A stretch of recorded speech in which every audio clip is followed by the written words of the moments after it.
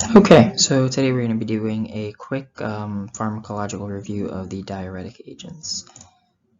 And so to start, these are the types of diuretic agents most commonly talked about: the carbonic anhydrase inhibitors, loop diuretics, thiazide diuretics, potassium sparing, and osmotic diuretics. And essentially we're just going to kind of walk through the nephron and kind of explain the different areas of the nephron physiologically, and then how the pharmacology ties into it. Okay, so first thing, moving into the proximal convoluted tubule, this is where our carbonic anhydrase inhibitors work. And so let's just kind of walk through the physiology. So this is where our lumen is. This is where we have urine running. And then this is where our proximal convoluted tubule cells are. This is where they line the lining. And then here is your interstitium or blood. And so essentially you've gone through the glomerular filtration phase already. And so the lumen, or the urine now, is basically filled with ions, right? You've got your bicarb, you've got your hydrogen, you've got your sodium, your potassium, all those ions that just get filtered out. And so we know that this is from biochemistry or chemistry. You know that bicarb and hydrogen, they have this, they form a reaction. Let me erase this. They form a spontaneous reaction to make carbonic acid. And carbonic acid under carbonic anhydrase is broken into water and carbon dioxide. Now, with water and carbon dioxide, and this carbonic anhydrase enzyme is present in the proximal convoluted tubule. Now, these two, water and carbon dioxide, are able to diffuse through the membrane easily, and so they can move into the proximal convoluted tubule as such. And then again, you have a carbonic anhydrase enzyme present in the proximal convoluted tubule. And so this enzyme, as it can catalyze the forward reaction, it can also catalyze the reverse reaction. And so you get your carbonic anhydrase again, and then, carbonic acid, and then carbonic acid can readily break into the components that we initially spoke of. And so you essentially just effectively moved in bicarb and hydrogen into the cell. And so in the proximal convoluted tubule, you have, and let me get another color for this, in there you also have a sodium transporter. It's able to take sodium in at the cost of kicking hydrogen out. And so we brought hydrogen in, and then we're going to kick it back out, and at its expense, or in its trade-off, we're going to bring in a sodium. So now we have bicarb and sodium, and then on the interstitial side with blood, or back in the body essentially, you have a cotransporter that is able to bring in sodium and bicarb. And so if we have a carbonic anhydrase inhibitor, we're going to block these two enzymes, and what that's going to effectively do is you're no longer able to catalyze this reaction. So you're no longer able to bring in bicarb and hydrogen. They're no longer able to come in. And if they can't come in, then you can't trade off hydrogen for sodium, so sodium also can't come in. And so you're going to get a decrease in bicarb and a decrease of sodium going into the cell. And if that makes sense, then all of the uses for carbonic anhydrase should make sense as we move forward. And so different types of carbonic anhydrase inhibitors, the topical and the oral. You're probably very familiar with acetazolamide, but basically anything with the zolamide ending, dorazolamide, brinzolamide, those are all carbonic anhydrase inhibitors. And so some of the indications, you can use it for glaucoma. We're going to talk about this a little more in detail. You can use it for alkalization of the urine, because as we just stated, you're no longer able to bring bicarb in and shoot hydrogen out, so your urine is going to have a lot of bicarb, and so it's going to be alkalytic. And you can use that for people who for some reason may be making a lot of uric acid stones. And so that would be one indication. Metabolic alkalosis, similar thing. You keep the bicarb in, you're excreting the bicarb in the urine, you're not bringing it back in. And mountain acute mountain sickness, kind of a similar concept, but you're getting rid of extra CSF fluid in the brain. You're getting rid of that cerebral edema. And so we spoke about the glaucoma, and I just kind of wanted to show this pictorial explanation of kind of how that takes place. And so you have the aqueous humor in the eye is dependent on production of bicarb. And so that bicarb that's made from carbonic anhydrase 2, that same enzyme that we found in the proximal convoluted tubule, it helps make bicarb, which helps secrete the aqueous humor in the eye, which is made in the ciliary bodies and then moves down out into the anterior chamber. And so if we block off carbonic anhydrase, we're blocking off bicarb, and we're not able to transport fluids essentially properly. And so you decrease the intraocular pressure in the eye, and you help treat glaucoma. Okay.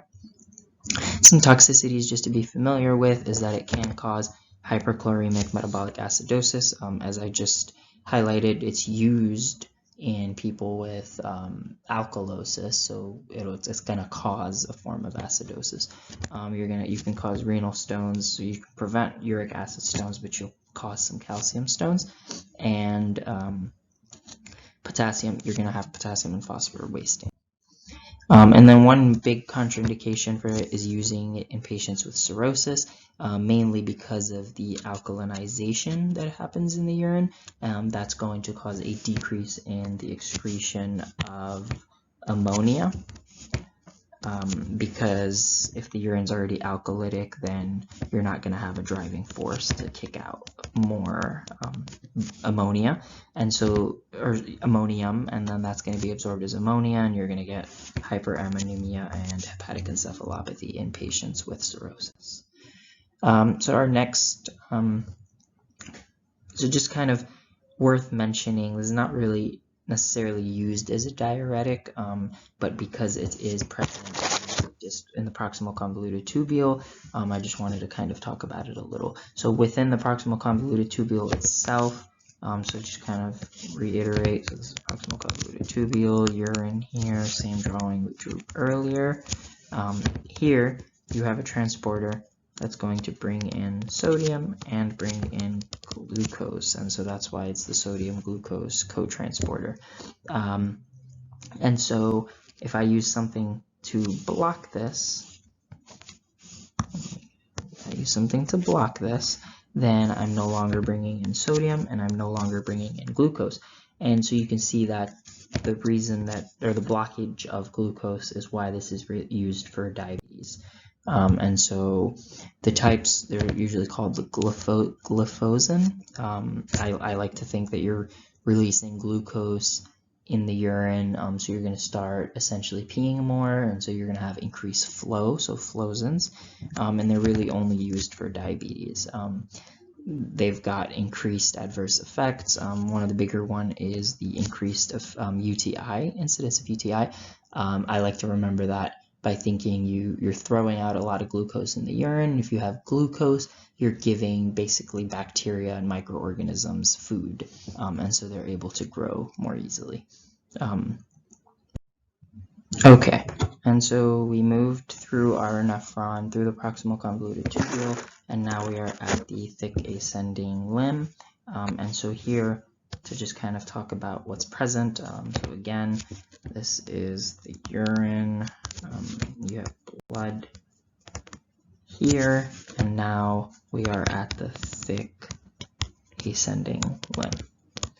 And so at the thick ascending limb, really the biggest key player is you have this channel called the sodium potassium chloride 2 channel, NKCCl, because it transports 2 chlorides. So you're sending out 1 sodium, or bringing in 1 sodium, bringing in 1 potassium, and you're bringing in 2 chlorides, and that's kind of how it works. One of the other kind of key players within the thick ascending limb is another transporter here that shoots out potassium into the urine, and it's called the renal outer medullary, let me write that more clearly,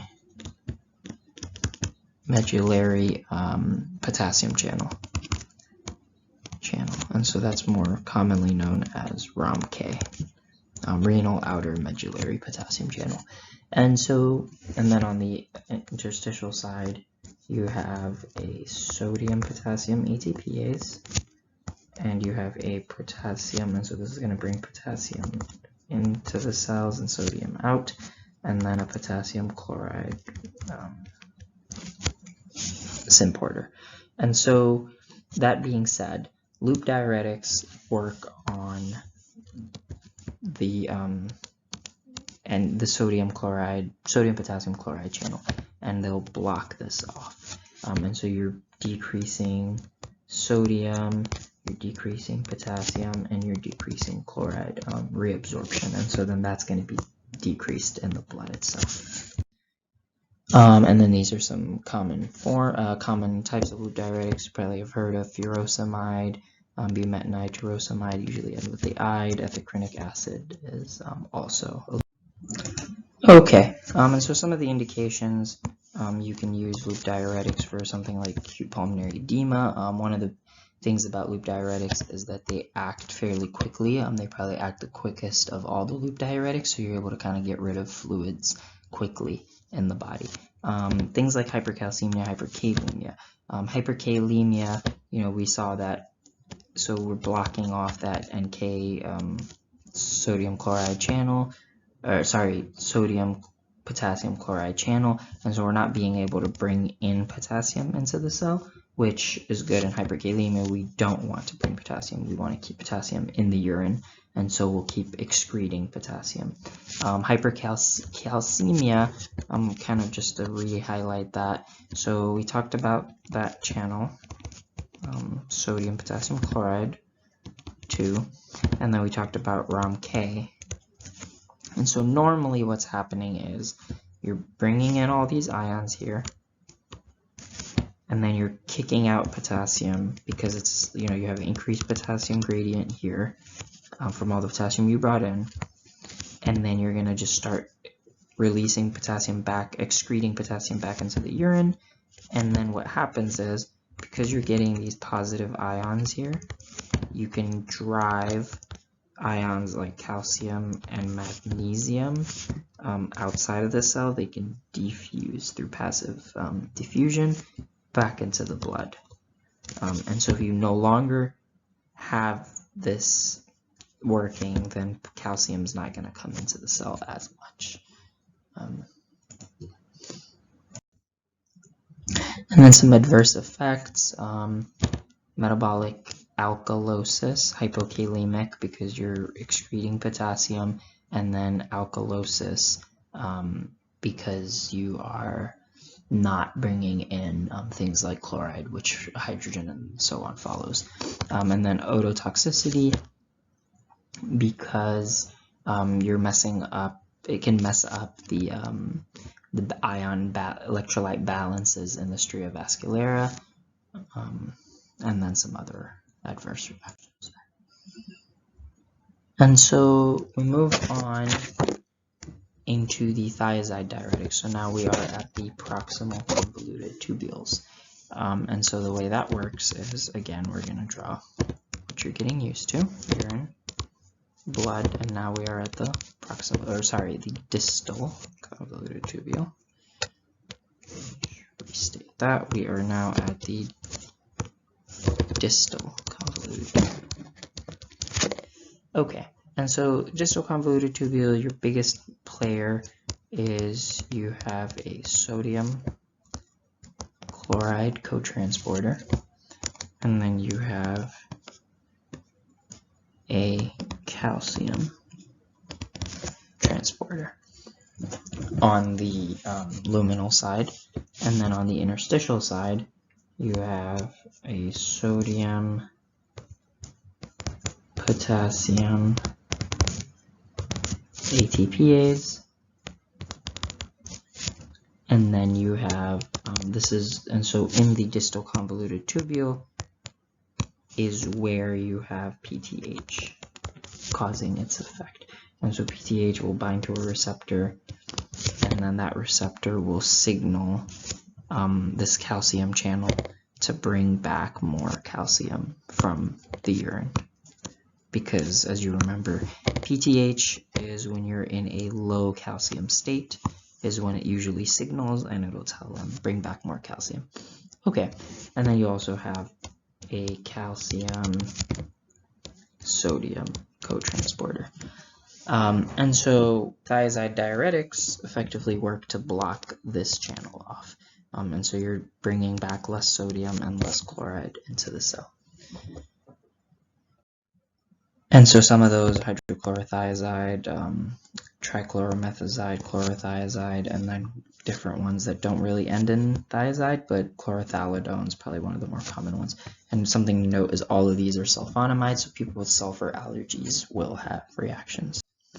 So some of the indications: hypertension, heart failure, and we're going to talk about the exact etiology, the exact physiology and mechanism as to why all these diuretics are used to decrease blood pressure, but that's just kind of one of the biggest indications. And then nephrolithiasis, because most common types of stones are calcium oxalate stones, and so if we're bringing in more calcium,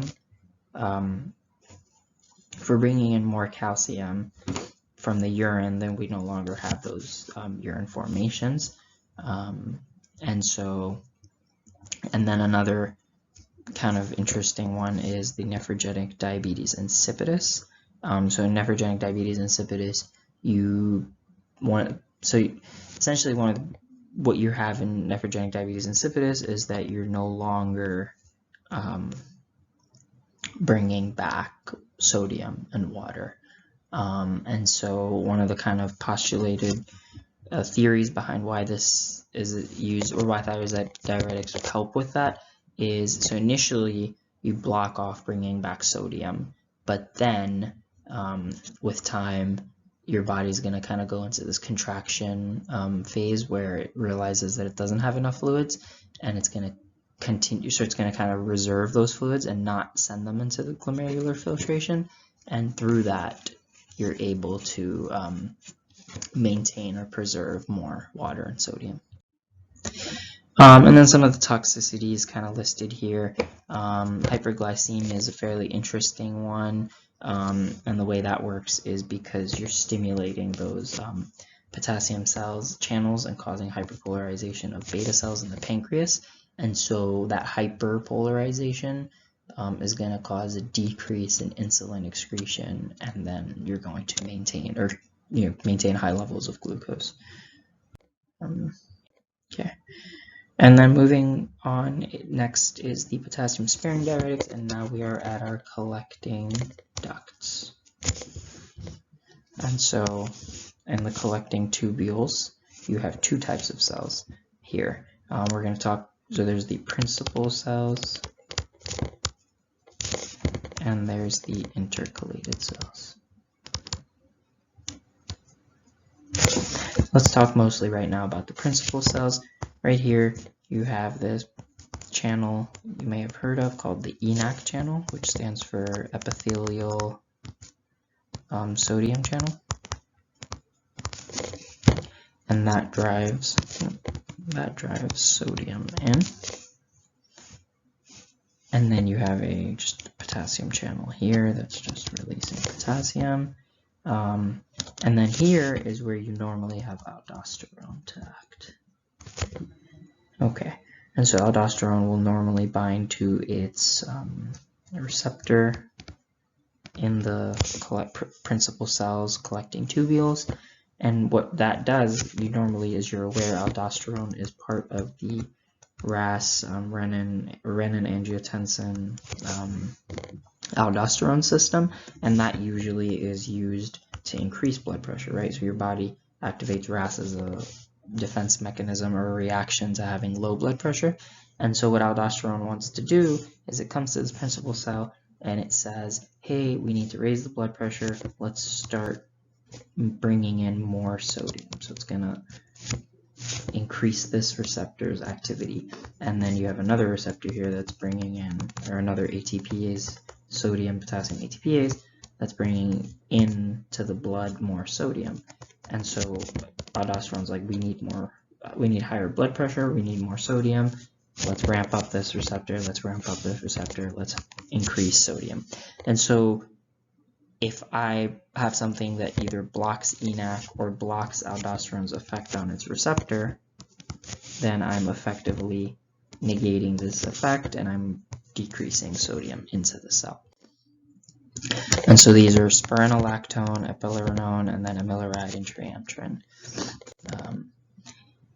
And so some of the indications, obviously, like I said, hyperaldosteronism, because you're blocking off aldosterone's effect. They can be used in combinations with other diuretics just to bring blood pressure down. Eplerenone is commonly used in albuminuria, and then amiloride is used in genetic disorders like Little syndrome, because in Little syndrome what you have is you have genetic dispositions where you have increased ENaC activity, and amiloride is able to block that off. And then some toxicities, hyperkalemia, because you're no longer getting rid of that potassium through the sodium and potassium ATPase pump, and then spironolactone is highly associated with gynecomastia and impotence. Okay. And now we're on to our last diuretic, our osmotic diuretic, which work at many different stages.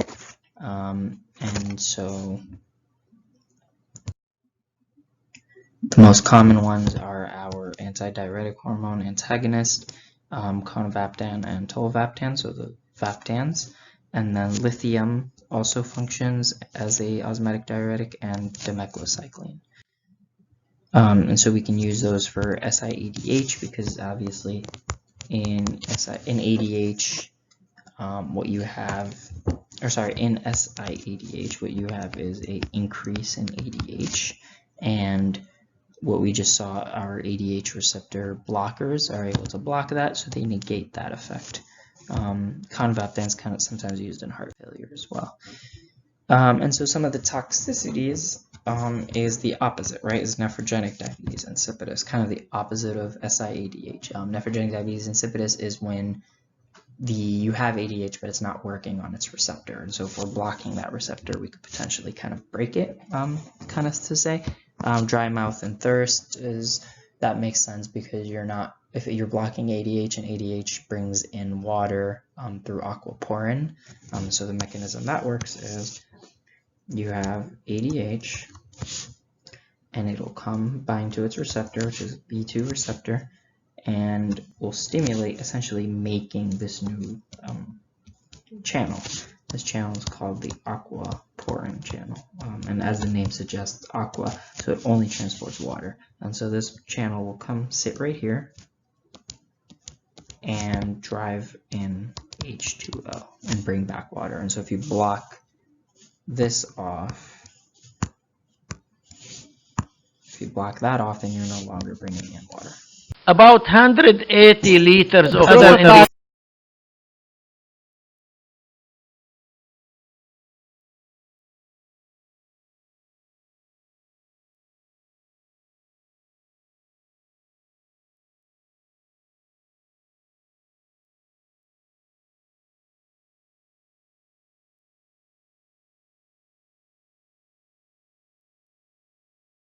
The prototype of osmotic diuretics, mannitol. Mannitol will be given an IV. It will be increasing the osmolarity in the plasma, and that will be enhancing the flow of the water from the tissue to the plasma. Mannitol will be filtered freely. It will not be absorbed, and it will not be secreted in the nephron. The major indication for mannitol is to reduce the intracranial pressure after head injury, for an example, or head trauma, and also to decrease the intraocular pressure in glaucoma. Other indication for mannitol in specific cases of kidney failure which result from a low urine output, just like to increase the urine flow, and also to increase the elimination of specific toxins, for an example. And in some management for fluid build up in the body. The toxicity, it will be extracellular volume expansion, nausea, headache, vomiting, dehydration. The dehydration will be leading to hyperkalemia and hypernatremia. And also it may be ending with some acute renal failure.